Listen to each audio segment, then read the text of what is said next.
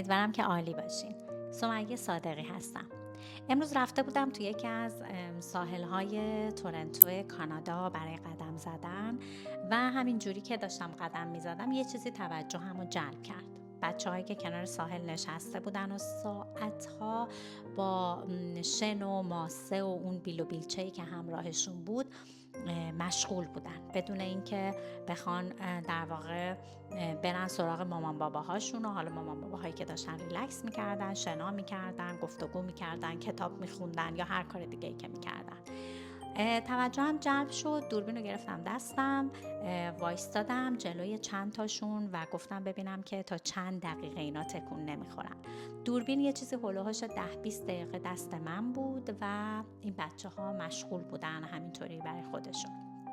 بنابراین تصمیم گرفتم که بیام امروز یه کمی راجع به این در واقع بازی کودک با آب و ماسه در کنار ساحل که میتونه یکی از لذت بخشترین و عمیق‌ترین تجربه های کودکی باشه باهاتون صحبت بکنم. این بازی شاید که از دور فقط یه بازی ساده به نظر برسه، یه کودکی با یه سطل و بیلچه و آب و ماسه و چند تا سنگ و صدف مشغول بازی باشه. اما وقتی که خوب بهش نگاه میکنیم تو همین سادگی یک دنیا رشد داره اتفاق میفته، دنیایی از کشف، احساس، تخیل، یادگیری و قدرت. حالا چی میشه که بچه ها اینقدر با این آب و ماسه کنار دریا سرگرم میشن؟ جوابش خیلی ساده است، چون آب و ماسه زنده‌ان، انگار که روح دارن، نه اینکه مثل ما دارن نفس میکشن، اما رفتار دارن، واکنش دارن، تغییر میکنن، ترکیب میشن. وقتی آب رو میریزی روی ماسه یه چیز جدید درست میشه. وقتی بیلچه رو توی شن فرو میکنی یه مقاومتی توی دستات احساس میکنی. وقتی آب توی گودال جمع میشه موج درست میکنی، سد میسازی، خراب میکنی.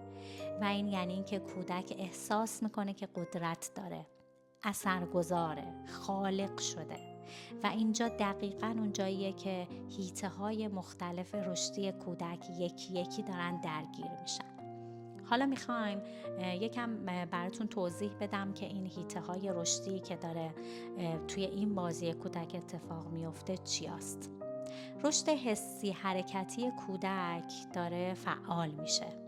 شن خیس، خشک، داغ، نرم، سفت، تماس با آب سرد در برابر آفتاب داغ، پا به رهن دویدن، لیلی کردن، پرتاب کردن، تماس شن با پوست بدن کودک، تماس آب با پوست بدن کودک، لمس جنس‌های مختلف چیزهایی که کنار ساحل هست، از ابزاری که با خودش همراه آورده تا بخش طبیعی که کنار ساحل داره باهاشون ارتباط برقرار میکنه.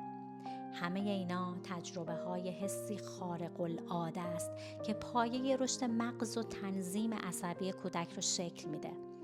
این تماس های طبیعی کمک میکنه که کودک آستانه حسی خودش رو تنظیم بکنه، یعنی نه بیش از حد حساس بمونه و نه بی تفاوت باشه. توی رشد حرکات ظریف و درشت کودک چه اتفاقی داره میفته؟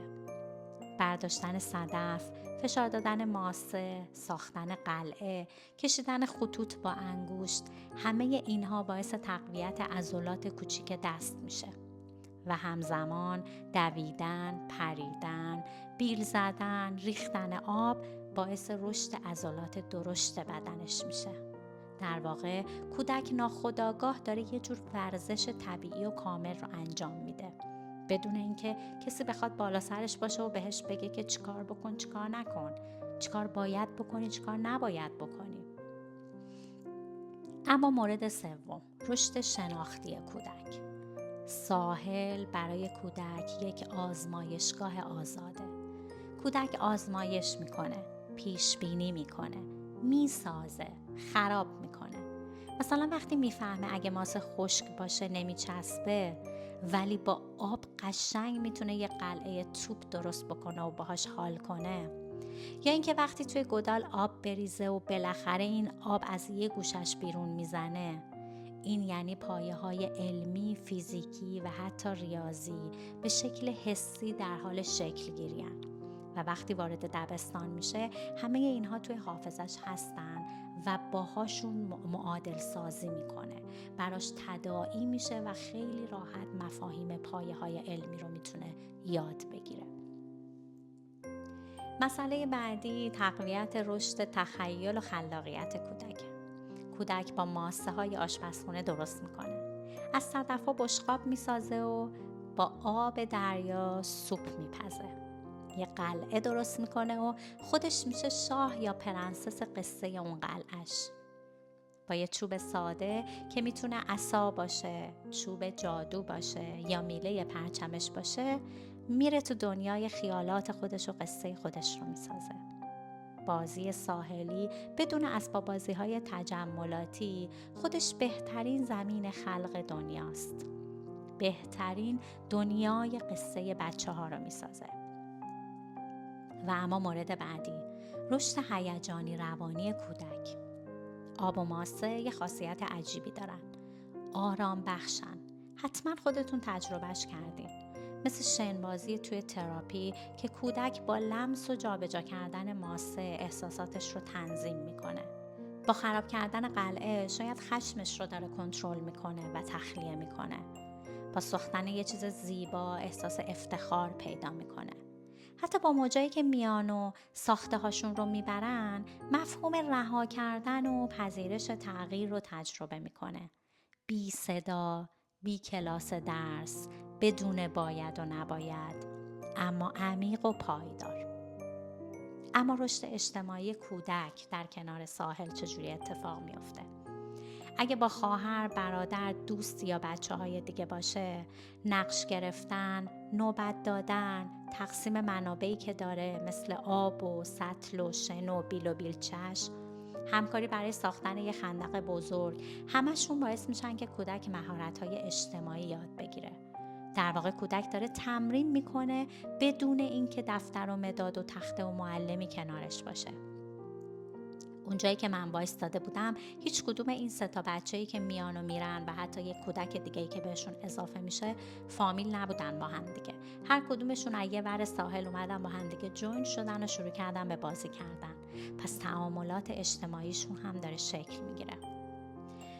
اما رشد زبانی کلامی، وقتی کودک درباره کاری که میکنه حرف میزنه، چه با همسالان خودش چه با بزرگسالانی که میان و رد میشن و باهاشون وارد گفتگو میشن، از واژه‌های جدید میتونن استفاده کنن. وقتی میگه اینجا دریاچه است، اونجا قلعه هیولاست، این صدف بشقاب منه، هم داره داستان پردازی میکنه و هم داره ساختار جمله ها و کلمه هاش رو رشد میده. حتی اگرم حرف نزنه، صدا سازی ها، تقلید صدا، ارتباط با والد یا همبازیاش باعث رشد زبانی کلامیش هم میشه. خلاصه این که بازی با شن و آب کنار ساحل یک کلاس درس جامع برای رشد کودکه، با یه معلم و مربی به نام طبیعت و بدون هیچ فشار، نمره یا رقابت.